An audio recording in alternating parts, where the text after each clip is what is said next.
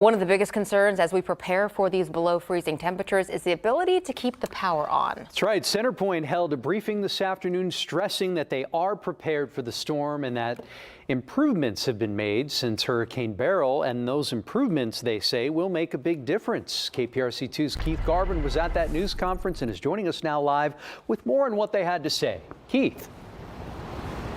Hey there, Andy, Lisa. Yes, we are at what's become Grand Central Station for CenterPoint Energy. We are at the old site of what was Astroworld across 610 from NRG and the Astrodome. And let me give you a look. This has really become a place where we've seen about 1,200 different crew members from all across the state. Some of them has come as far away from Virginia, Florida, North Carolina. I just saw some Indiana plates drive by just a little while ago. What it's going to do, it's an additional 1,200 workers from other parts of the country that have been brought in.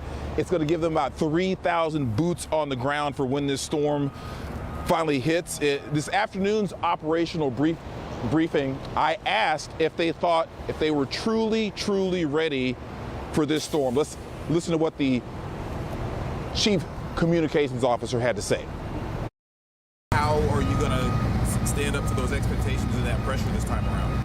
Sure, absolutely. Let me just say a couple words about that. We heard the calls for change and for increased focus after Beryl. We've made a number of implementations for our Greater Houston Resiliency Initiative. So we've put a lot of measures in place. That's more poles, that's more tree trimming, that's more reclosure. So all that's been going on since last summer. We are scaled and ready to go for this storm.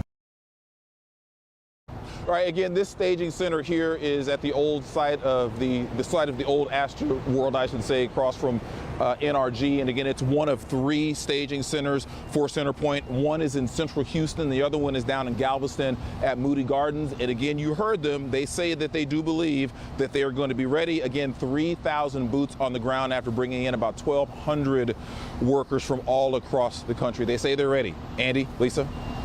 All right, they say they are ready. With this storm has the potential to cause a lot of problems across our area. Keith, thank you.